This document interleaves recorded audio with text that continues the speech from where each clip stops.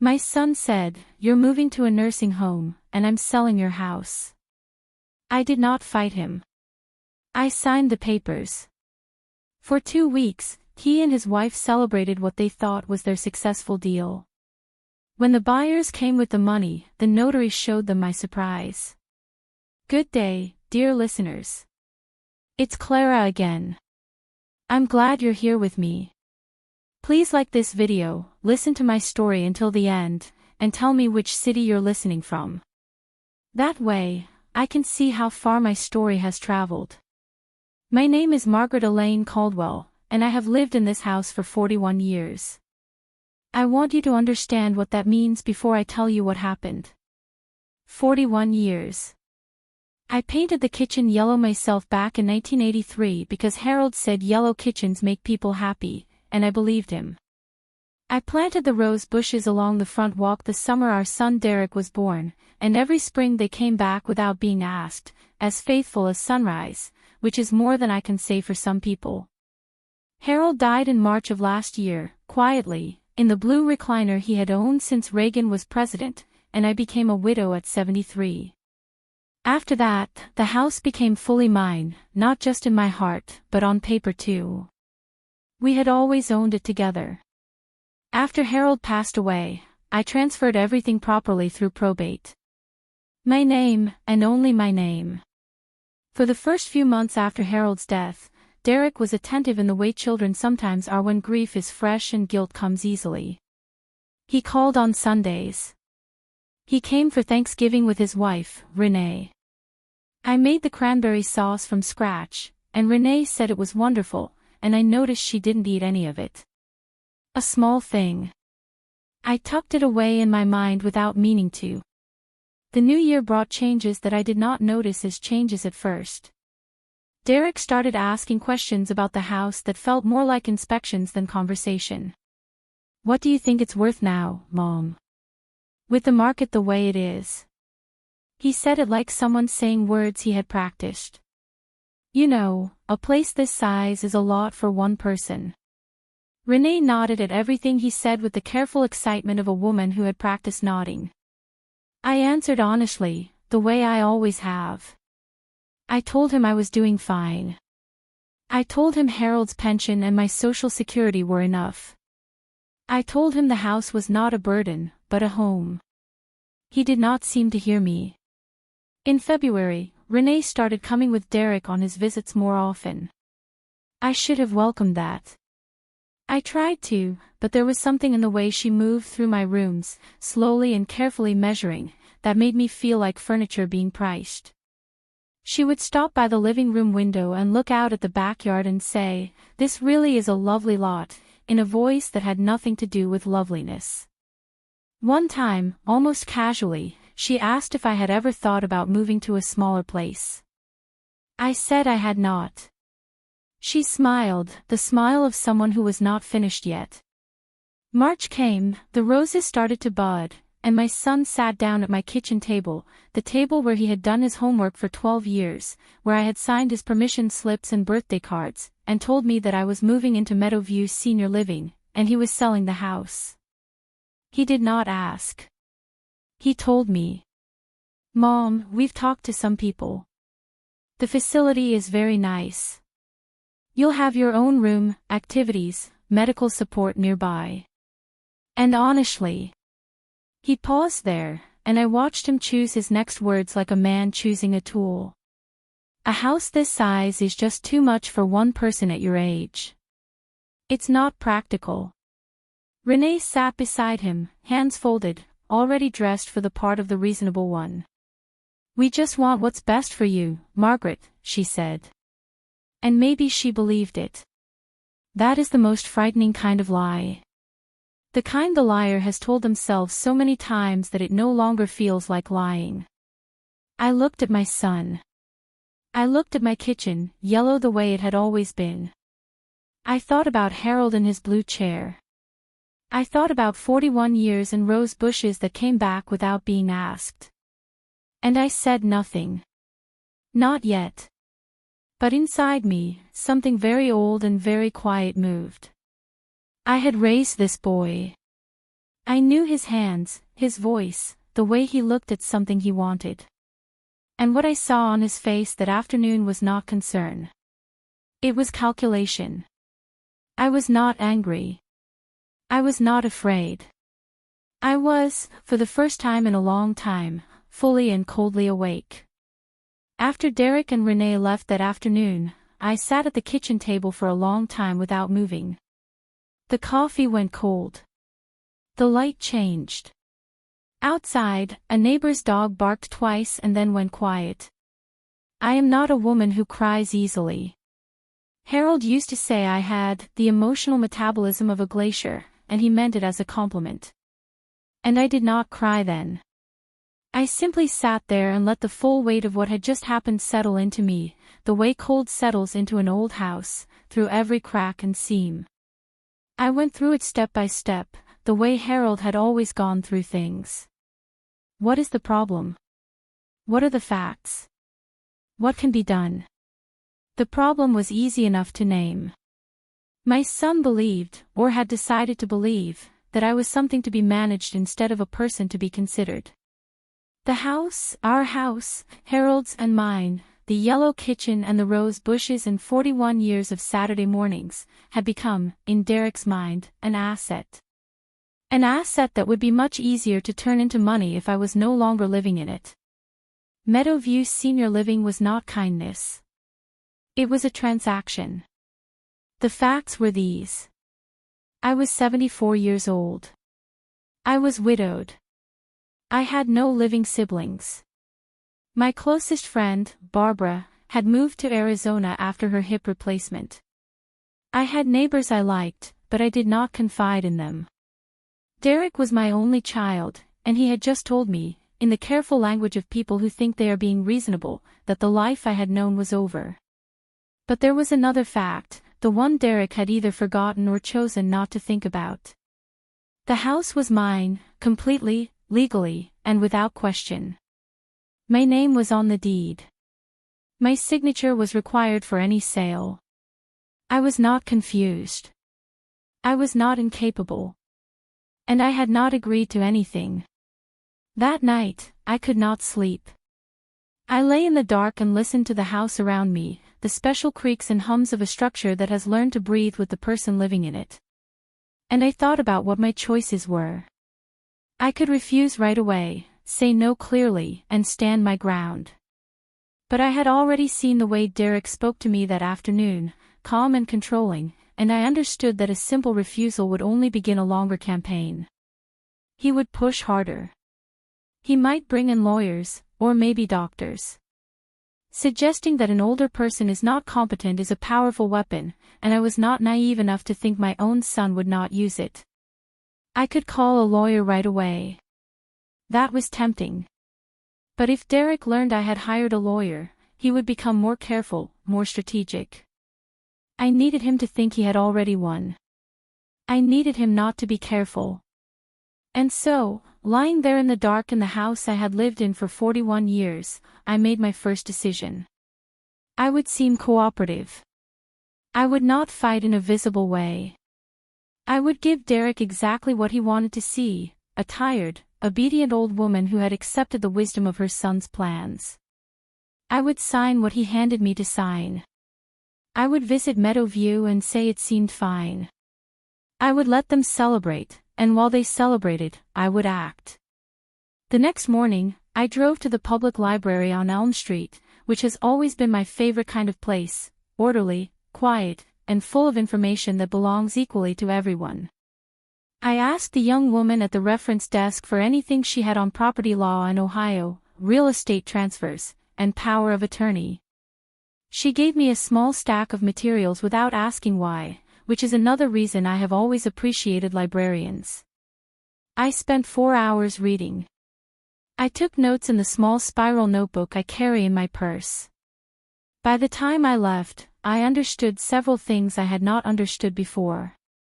And one of them was this: there is a legal tool called a life estate, which lets the owner of a property transfer the deed while keeping the permanent right to live there until death. And there is another tool, less well known, called a remainder interest. And there are protections under Ohio law for elderly property owners that Derek, I suspected, did not know existed. I also knew I needed help. Not just information, but a person. A real estate attorney who had no connection to Derek at all. I found her in the phone book. Yes, I still use the phone book. Her name was Patricia Owens, and her small ad said, Real Estate, Estate Planning, Elder Law. Serving Columbus families for 22 years. I called from the library parking lot. Her receptionist gave me an appointment for the following Thursday. I drove home. I made dinner. When Derek called that evening to ask how I was adjusting to the idea, I told him I was thinking about it and that Meadowview did seem like a pleasant place. He sounded relieved. He already sounded like a man who believed the hard part was over. I said good night, hung up the phone, and sat in Harold's blue chair, which I had never moved. And I thought, Derek, my dear boy, you have made a very serious mistake. Patricia Owens's office smelled like coffee and paper, which made me feel at ease right away. She was in her mid-50s, neat and exact, with reading glasses hanging on a chain around her neck and the manner of a woman who had spent 20 years listening to families in crisis without losing either her patience or her clarity. She shook my hand firmly. She did not speak to me the way some younger people speak to the elderly, slowly and too carefully, as though age were a mild kind of deafness. She spoke to me the way you speak to someone whose time matters and whose mind is working just fine. I told her everything. I told her about Harold's death, the transfer of the deed, Derek's visit, Renee's appraising stare, the conversation at the kitchen table. I told her what I had read at the library. I told her what I suspected and what I feared and, most important, what I planned to do. Patricia listened without interrupting. When I finished, she was quiet for a moment. Then she said, Mrs. Caldwell, you came in here better prepared than most people I see who actually have law degrees. Let me tell you what your options are. What she told me was this. Because the house was fully in my name, Derek had no legal power to sell it, force a sale, or transfer ownership without my permission. His talk about arrangements and practical concerns had no legal power at all. I could simply refuse, and he could do nothing. However, and this was the part one had been thinking about, refusing was not my only option, and it might not have been my best one. Patricia confirmed what I had read about life estates. She also introduced me to something called a Medicaid-compliant irrevocable trust, which would protect the property from any future attempt to call it an asset if I ever did need long-term care. And she told me about something else, a step I could take that would end Derek's plans so completely and so permanently that there would be nothing left for him to try. She told me I could transfer the deed into a trust with a specific named remainder beneficiary, someone other than Derek. We talked for 90 minutes. When I left her office, I had a plan that was more complete than the one I had come in with, and I had a second appointment set for the following week to begin the paperwork. I drove home. I made tea. I sat at the kitchen table and thought about what I had just started. 3 days later, I got the first direct proof that Derek was not just being pushy, but was actively and deliberately deceiving me. Patricia had suggested, just to be safe, that we run a title search on my property, a routine step, she said, that would confirm there were no claims or encumbrances I did not know about. What the search showed was this: someone had already contacted 2 real estate agencies in Columbus asking for a comparative market analysis on my property. The requests had been made under the name Derek Caldwell, with Derek listing himself as the estate representative of the property. There was no such role. I had given Derek no power of attorney. He was not my estate representative in any legal way. He had simply told 2 real estate agencies that he was, and they had believed him, and they had sent him papers valuing my home at $412,000. I sat with that number for a while. $412,000. The yellow kitchen. The rose bushes. 41 years. Patricia called it premature and misleading conduct. I called it what it was. My son had already started trying to market my house without my knowledge, pretending he had the right to do it. It was not criminal yet. These were questions, not transactions. But it gave me a very clear look at his intentions and at how willing he was to lie to get what he wanted. I thought about calling Derek. I imagined his voice, the way it would shift into that careful, patient tone. "Mom, I was just doing research, just getting information." And maybe a woman less awake than I was would have accepted that. Would have said, "Yes, all right. I understand," and handed him the front door key along with her dignity. But I had seen the number, $412,000, and I understood now that whatever my son felt for me, and I do not doubt that some part of it was real affection, it came second to that number. The following Tuesday, I signed the first set of documents in Patricia's office. I did not tell Derek. I did not tell anyone. That evening, Derek called to ask if I had thought more about Meadowview. I told him I had. I told him I was starting to come around to the idea. I told him the room they had shown me in the brochure looked comfortable. He was warm, relieved, pleased with himself. He said he was glad I was being so sensible about it. "Sensible," he said. I thanked him for his concern, as I always had, hung up the phone, went to bed, and slept better than I had in 2 months. The plan, as Patricia and I had worked it out, was this. I would keep appearing cooperative. I would agree to the sale. I would sign the papers Derek brought me, or rather I would appear to sign them, agree to them, and create the picture of full obedience. At the same time, Patricia was preparing the real legal documents, a transfer of the property into a revocable living trust, with me as the only trustee for the rest of my life, and the named beneficiary being the Columbus Community Foundation, a charity I had supported for years. Derek was not named in the trust. Renee was not named. No one in my immediate family was named. The trust included a special rule that was very much Patricia's kind of careful work. It said that any sale of the property required not only my signature as trustee, but also a second confirmation letter from Patricia's office sent to the title company at least 72 hours before closing. Without that letter, no respectable title company in Ohio would handle the transfer. We filed the trust papers on a Wednesday. The deed was transferred into the trust that same afternoon. As of Wednesday, March 8th, Derek could not legally sell my house, even with my signature, because my signature on his papers would mean nothing. The house no longer belonged to Margaret Caldwell, the individual. It belonged to the Caldwell Family Living Trust, and the terms of that trust were known only to me and Patricia. Derek had scheduled a signing appointment for the following Friday at the office of a real estate attorney named Garrett, whom I had never met and whom Derek had apparently hired. I planned to attend that appointment. I planned to be pleasant and cooperative right up to the moment the door opened on what I had done. But I did not reach Friday without trouble. On Wednesday evening, the same day the trust was filed, Derek showed up at my door without calling first. He had not done that in years. He was alone. He came in and stood in my living room with his coat still on, and he was not using the patient voice. He was using a different voice, one I had heard only a few times in his life, usually when he was a teenager and thought he had been denied something he deserved. "Mom," he said, "I need you to tell me what's going on." I offered him coffee. He said no.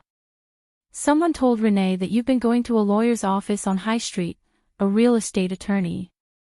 He looked at me with something that was trying to look like concern and not quite making it. "Why are you talking to a lawyer, Mom? If you have questions, you come to me." Of all the things he said to me during those weeks, I think that is the sentence I will remember the longest. You come to me, as though I were a child, as though my questions about my own home were something to be handled by the very person trying to take it from me. I told him I had simply wanted independent advice, that I was older and sometimes got confused by legal language, and I wanted to make sure I understood what I was signing. He did not completely believe me. I could see that. But he could not afford not to believe me either, because the other possibility, that I was several steps ahead of him, was clearly not something he had prepared for. Then Renee's voice came from the doorway. She had been waiting in the car. She came in now, and whatever pretending there had been fell apart. She told me, with the directness people use when they feel their money is at risk, that if I was thinking about doing something complicated with the property, I should understand that it could cause problems for everyone. She used the word family several times in a way that meant our interests. She suggested that an elderly woman living alone and making legal decisions without talking to her son might raise concerns about her judgment, about her capacity. There it was, the word I had been waiting for. Capacity. I looked at Renee. I looked at my son, who did not correct her, and I said very clearly, I would like you both to leave my home now. There was a silence that surprised all three of us, I think. Then Derek tried one more time, calmer now, hands up, reasonable face back in place, saying that no one was trying to upset me, that they just wanted to make sure I was protected. I told him I was perfectly protected, thank you, and that I would see him at the appointment on Friday. They left. I locked the door and stood in my hallway for a moment, listening to their car pull away. Then I called Patricia and told her what had happened. She said, "Good. That means they're worried. Worried people make mistakes." She was right. But I was shaken too. I will not pretend otherwise. I was 74 years old, and I had just been threatened, softly and carefully, with plausible deniability and the word capacity by my own child. I made chamomile tea. I sat in Harold's chair. I gave myself 3 days to rest and feel whatever needed to be felt, which turned out to be grief, mostly. Not grief for the house, not grief for the money, but grief for the person I thought my son was, who now seemed never to have fully existed. On Thursday morning, I called Barbara. She answered on the second ring, which is how Barbara has always answered the phone. None of this letting it go to voicemail. None of this texting back later. Barbara has been my closest friend for 37 years, since we were both young mothers on the same street and our sons played in the same yard, which gives me no pleasure to think about now. I told her what had happened. All of it, from the beginning, the way I had told Patricia, except that with Barbara, I did not have to choose my words carefully and I did not have to act composed. I sat at my kitchen table and told her that my son had tried to take my home and had threatened to have my capacity questioned, and Barbara listened the way she always has, which is to say completely, without offering answers until she was sure she understood the problem. When I finished, there was a pause. "Margaret," she said, "have you eaten today?" I laughed. It was the first time I had laughed in weeks. "Yes," I said. "Good. Now listen to me. You have already done everything right. You went to a lawyer. You protected the property, and you kept your nerve. You are not confused. You are not helpless. And what Derek did, what he said about your capacity, that is a threat. And threats only have power if you let them scare you into doing nothing." She was right. Of course she was. That is one of the gifts of a long friendship, someone who knows you well enough to say the thing you already know but need to hear from outside your own head. Barbara also told me something useful. She had a friend in Columbus, a woman named Helen, who volunteered with an organization called Elder Right, a nonprofit legal advocacy group that helped older adults facing exactly these kinds of family property disputes. Not a law firm, but a resource. People who understood the ground we were standing on. I called Elder Wright that same afternoon. A coordinator named James talked with me for almost an hour. He confirmed what Patricia had already told me about my legal position, and he added something important. If Derek or Renee ever formally challenged my mental capacity, the amount of proof required would be substantial, and a woman who had hired her own lawyer, understood complex trust papers, and managed her own money was not a woman any court would quickly declare incompetent. The challenge was a threat, he said, almost certainly an empty one. But he gave me the name of a geriatric psychiatrist who offered short competency assessments for exactly this kind of situation. A precaution. A piece of documentation that would make any challenge from Derek almost impossible to pursue. I made an appointment. In the meantime, I noticed something change inside the house. The anxiety that had been sitting in my chest like a stone for the past 2 weeks, ever since Derek had first sat at my kitchen table with his managing voice and his arranged future, had not disappeared, but it had changed its shape. It had become something more useful. Not fear. Readiness. I had Patricia. I had Barbara. I had Elder Wright and James. I had documentation being prepared. I had a trust Derek knew nothing about. I had an appointment on Friday that he believed was only a formality and was not. A week before that appointment, I met Patricia for coffee at a shop on Broad Street, and we went over everything one last time. She had confirmed the trust filing, confirmed the second letter requirement with the title company, and confirmed that the attorney Derek had hired, this Garrett, did not know about the trust because he had not run an independent title search. He had taken Derek's word about the condition of the property. Another mistake, Patricia said in a tone that suggested Garrett was not going to enjoy his Friday. How do you feel? Patricia asked, stirring her coffee. Calm, I said, and it was true. The special cold calm of a woman who has done everything she can do and is now simply waiting for events to unfold the way she has set them up to unfold. Patricia smiled. Good, she said. That's exactly the right feeling. I drove home through the Columbus afternoon. Through streets I had been driving for 40 years, past the library where all of this had started, past the grocery store where I still shopped on Tuesdays, past the church where Harold's funeral had been and where I still went on some Sundays out of a habit that had become something more than habit. My city. My life. My house waiting at the end of my street with its yellow kitchen and its budding rose bushes. No one was taking it from me. Not now. Not like this. They came on Sunday. I was reading in the living room when I heard the car in the driveway. The special sound of Derek's Audi, which has always announced itself a moment before its driver does. I did not get up right away. I placed my bookmark in the page and waited for the knock, and then I went to the door and opened it. They were both dressed nicely, not formally, but carefully, in the way people dress when they want to seem friendly but also want you to understand that they have money. Derek had brought flowers, grocery store flowers still wrapped in plastic, but flowers. Renee was holding a dish covered in foil that she said was a casserole she had made. She said it with the smile of someone acting warm instead of feeling warm. I let them in. I put the flowers in water. I thanked Renee for the casserole and put it in the refrigerator. I made coffee. We sat in the living room, the same room where 3 weeks earlier Derek had stood with his coat still on and his worried voice and the word capacity hanging in the air between us. He sat now in the chair nearest the window. Renee sat beside him on the small sofa.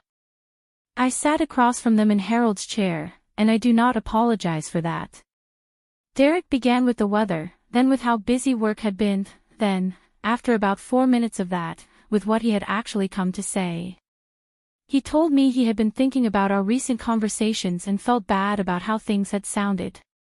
He said he and Renee had never meant to make me feel pressured or unheard.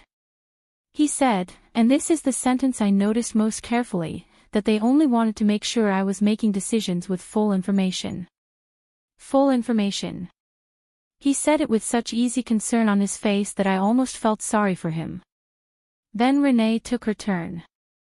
She said she had done some research on Meadowview and wanted to share some materials with me. She pulled a shiny folder from her bag, and she also said that there were tax benefits to simplifying one's estate in advance of certain contingencies. She said the word contingencies in a way that meant your death, though she did not say that part out loud. She told me she had spoken to a financial advisor, their financial advisor, who had said that holding a property of this value in only my own name at my age was actually a major liability and that the cleanest approach was a direct transfer. I let her finish. Then I said, "What transfer do you have in mind, Renee?" She looked at Derek. Derek looked at me, and I saw it, just for a second before he covered it up again, what he really felt, which was impatience. He was tired of pretending. He wanted to finish this transaction and move on. He was a man staring at money he had already spent in his mind, and the only thing left between him and that money was his mother sitting in her dead husband's chair, asking questions. He reached into his jacket and took out a document. He explained that it was a simplified transfer of title, a gift deed that would transfer the property to him and Renee for tax purposes with a verbal agreement. He said verbal agreement without even blinking, that they would handle all the costs and management while I continued to live there. A verbal agreement. I looked at the document. I looked at my son. I thought about Barbara on the phone in Arizona. I thought about Patricia and her coffee. I thought about James at Elder Wright and the young librarian on Elm Street who had handed me a stack of materials without asking why. "Derek," I said, "I appreciate you coming. I understand what you're trying to do, and my answer is no." The temperature in the room changed. Renee's smile disappeared first, then Derek's patience. He said, with a careful tone that told me he had prepared this sentence, "Mom, if you keep making decisions like this on your own without advice from family, we're going to have to consider whether you need extra support in managing your affairs." There it was again, not a question this time, but a statement. I looked at him for a long moment. My son. My only child. The boy I had rocked and fed and driven to school and worried over and loved without limits for 50 years. "I have already consulted an attorney," I said. "I have already made my arrangements, and I have already been assessed by a geriatric psychiatrist who has documented my full cognitive competence. Any challenge to my capacity will be met with that documentation." Derek stared at me. "I think you should go now," I said. They left. Not the dignified exit of people who have made their point. The tight-jawed, furious exit of people who have realized they are losing. I stood at the window and watched their car back out of the driveway. My hands were steady. My breathing was even. Beneath everything that had just happened, I felt a clear, clean thread of something I can only call determination. They had shown me the mask. Not the careful, reasonable son mask. Not the concerned daughter-in-law mask. The real one, the one that appears when money is close and patience has run out. I was afraid. I will not lie to you. But the fear fed directly into my resolve, and by evening it had turned into something that felt almost like peace. I arrived 10 minutes early. I wore the blue suit I had worn to Harold's retirement dinner 20 years ago, which still fit because I had always been careful about such things. I carried my purse and my copy of every important paper in a manila folder Patricia had organized. I had slept well. I had eaten breakfast. I was 74 years old, and I had never felt more prepared for anything in my life. Patricia was already in the lobby when I arrived. She stood, shook my hand, and said quietly, "Everything is in order. Let's go." She had a second folder under her arm, thicker than mine. And I noticed that she had marked each section with colored tabs. The kind of preparation that says, without words, that the person across from you has done this before and is not afraid of the outcome. Derek and Renee arrived at 10:03. Derek was wearing his good suit. Renee had done her hair. They looked like people arriving at a celebration, which, in a way, they were. Patricia later told me they had been celebrating for almost 2 weeks. Renee had apparently already given notice at her gym that she would be relocating. She had also, I later learned, told 2 of her friends that she was coming into a property situation that was finally being resolved. Resolved. That was the word she had used. As though I were a problem, as though my home were an equation. Relocating to my house. The buyers arrived at 10:10. A young couple, the Hendersons, pleasant-looking and clearly nervous in the way people are when they are about to spend a large part of their life savings. They came with their own attorney and a cashier's check for the amount Derek had negotiated, $48,000. We all went into the conference room. Garrett, Derek's attorney, sat at the head of the table with his papers and his professional manner. He looked like a man who expected to be finished with all of this by noon.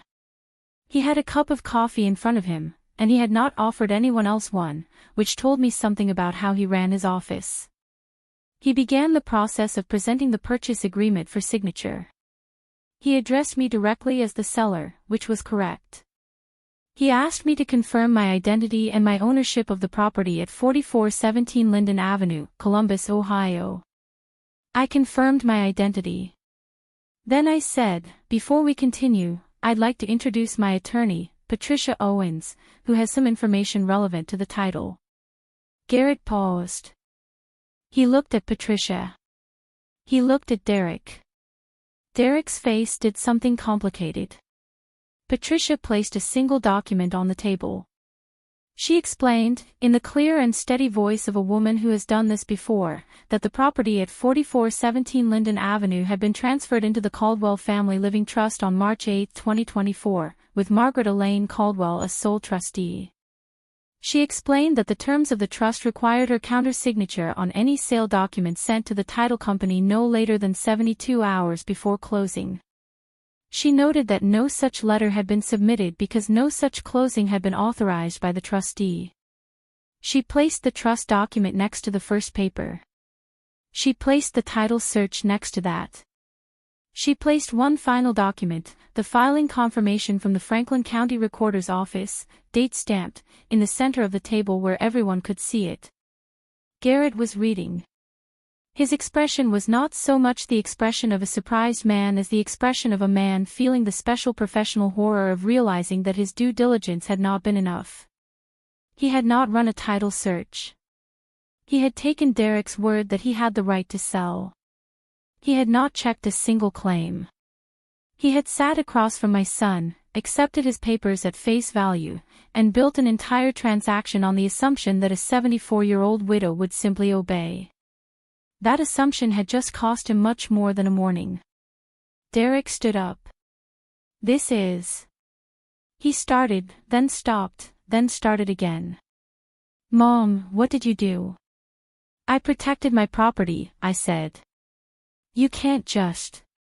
You didn't tell me. His voice had left the managing tone completely. For the first time in months, he sounded like himself, like the frightened boy he had sometimes been, the one who had always hated being caught. I remembered once, when he was 11, finding a broken garage window that he had hidden behind a tarp for 3 days. He wore that same look then.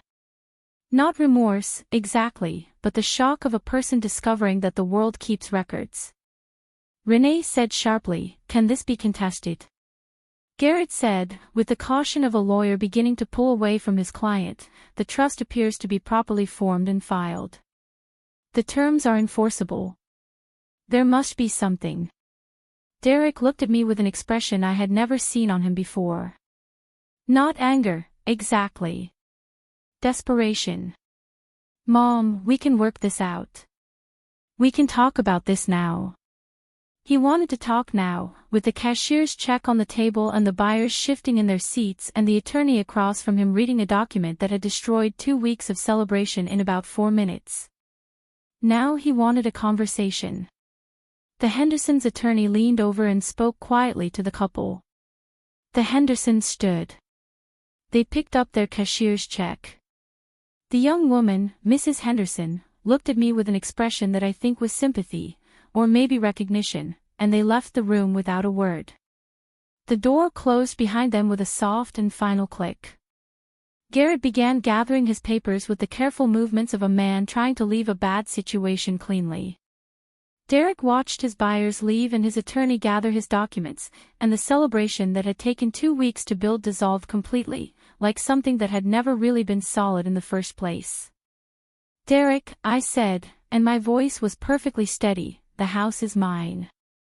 It has always been mine. It will remain mine for as long as I choose to live in it.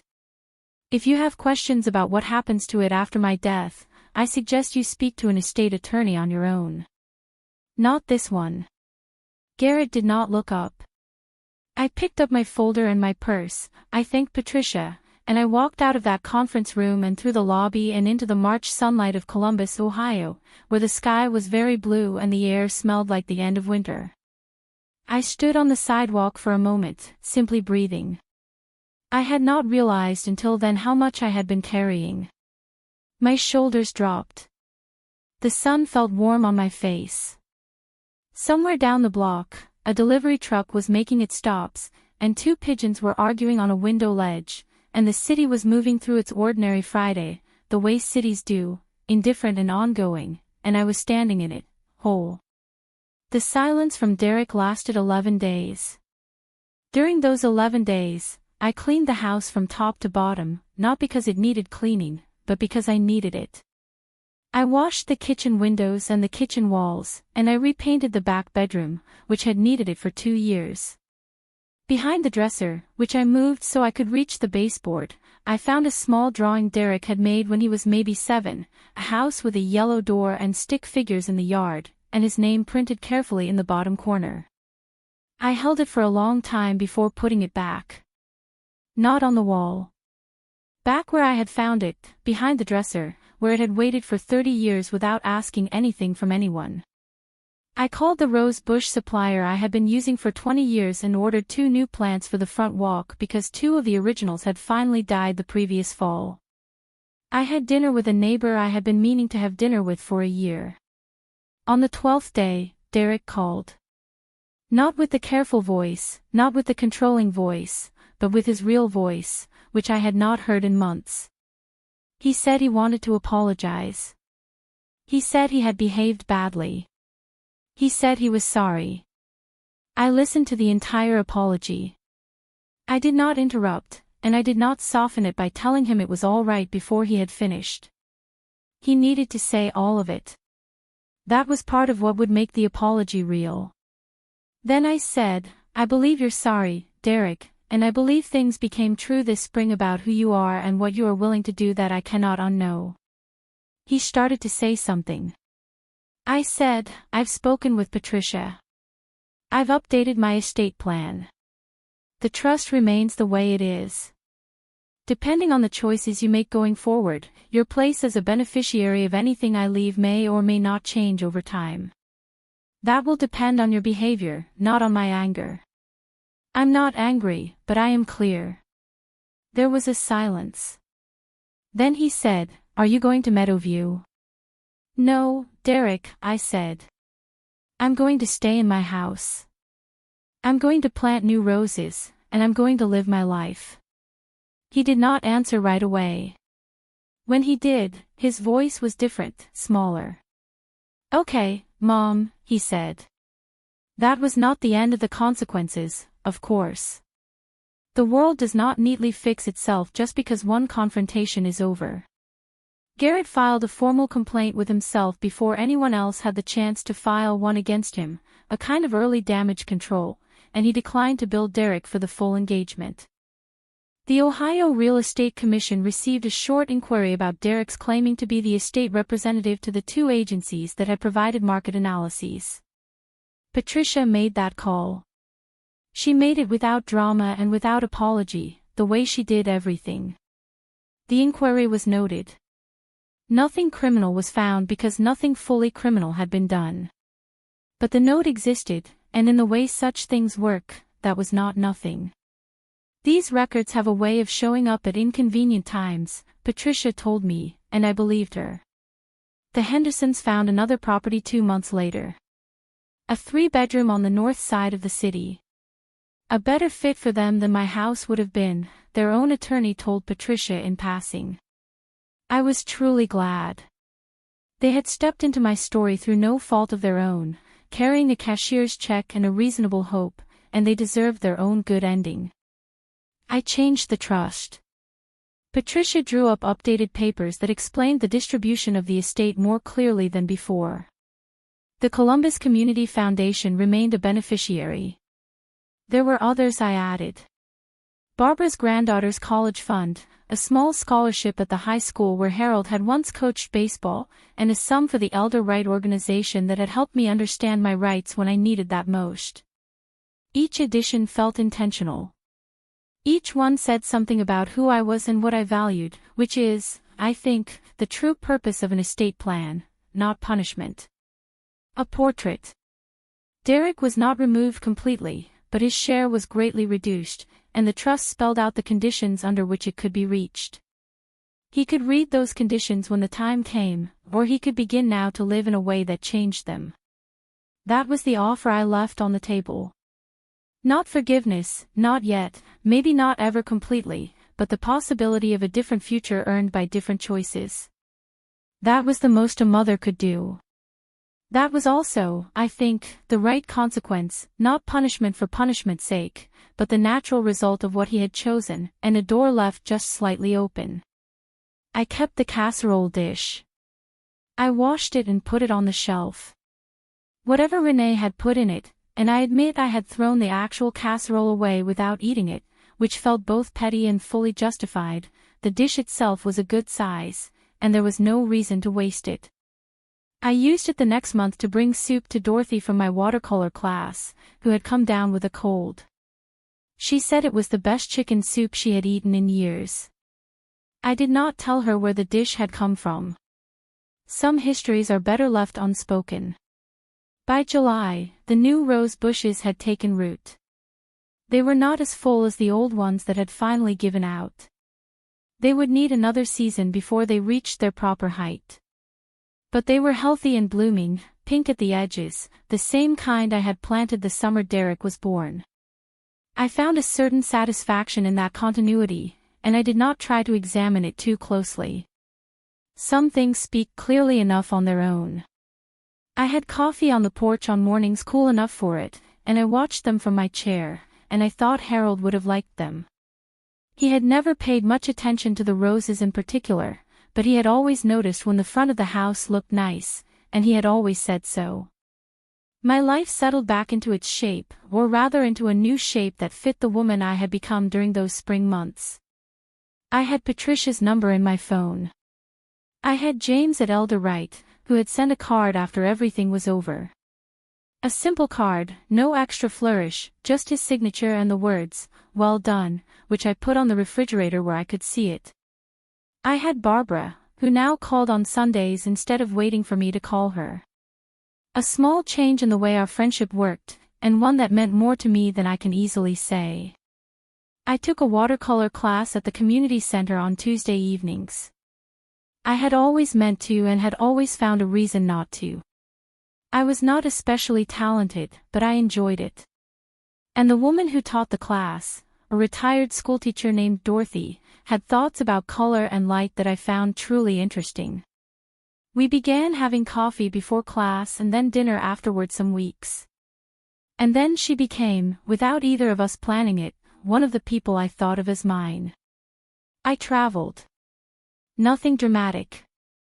A long weekend in Savannah, which Harold and I had always meant to see and never had. I walked through the squares in the September heat and ate shrimp and grits at a restaurant with ceiling fans and sat by the river one evening watching the light turn gold on the water, and I felt something I had not felt in a long time, which was simply present. A week later, I visited Barbara in Arizona, where we sat on her porch in the evenings and talked the way we always had, the way that needs no special subject because the point is not the subject. I slept 10 hours every night I was there, long and dreamless. Barbara said I looked 10 years younger. I told her she was biased. She said that did not make her wrong. Life, which had tightened sharply in the months after Harold's death, opened again, not back to what it had been, because Harold was not there and I did not pretend otherwise, but forward into a version of itself that I was making instead of inheriting. And what about Derek and Renee? I will tell you, because it is part of the story and because I do not think truth helps anyone when it is left out. During those early spring months, Derek and Renee had already spent money they did not yet have. Renee had put down a deposit on a larger apartment. They had planned to move into my house, which meant leaving their current lease, which meant losing a deposit. The financial pressure, I am told, was not small. They had also borrowed money from Renee's parents based on an expected asset that never arrived. Renee's parents were not pleased. From what I heard, and I want to be honest that this was secondhand, filtered through the social geography of a city where 2 generations of family have lived for decades, there were serious and lasting arguments about the loan. Renee's father, a practical man who had built his own business from nothing and had strong opinions about doing proper research, was especially unforgiving. The loan was called in. Renee and Derek managed to repay it, but the repayment required sacrifices that showed up in smaller ways: the vacation they did not take, the car lease they did not renew, the gym membership that Renee cancelled in July, not relocated, simply cancelled. Garrett's professional reputation had suffered in the quiet way professional reputations do suffer in specialized fields where word travels through the community. He had made a basic mistake in due diligence, and the people who needed to know had learned about it. He did not lose his practice, but the kind of clients he attracted shifted, in the way these things do, toward the less careful ones. Derek lost his ease. That is the truest way I can say it. The smooth way he had moved through the world, the certainty, the impatience that comes from believing you will always get what you want, had cracked. I saw it in the 2 times we spoke over the summer, short and careful conversations in which he was trying to find a version of himself I might still recognize. I did not make it hard for him, but I did not make it easy either. Both things can be true. He came in August alone. Renee did not come, which told me something about the state of things between them. He sat at the kitchen table, Harold's table, my table, and he did not control the conversation. He talked and stopped and started again the way people do when they are honestly trying. He told me he had been thinking about his father. He told me he had been thinking about the choices he had made and what those choices said about the kind of person he had been becoming without realizing it. That last part one believed. I think some people move slowly into greed the way others slowly move into bad posture, little by little, without noticing, until someone holds up a mirror. I made coffee and sat across from him and listened the way a mother does when she has not stopped loving her child, but has also stopped believing that love requires giving herself away. We talked for 2 hours. Nothing was resolved, and everything was acknowledged, which is sometimes the best form of resolution available. He did not ask about the trust. I think he understood now that some things cannot be negotiated and should not be. The trust would say what it said. His choices going forward would say what they said. The distance between those 2 things was the space where something better might someday grow, if he chose to care for it. When he left, I stood at the door and watched him go. And I thought about Harold and about 41 years and about the rose bushes that had come back again. The house was yellow inside and quiet and mine. So that is the story of the spring when I nearly lost my home and did not. Here is what I know now, which I knew before, but more deeply: love is not a debt, and silence is not consent. A woman who does not speak is not a woman who agrees. She may simply be a woman who is thinking.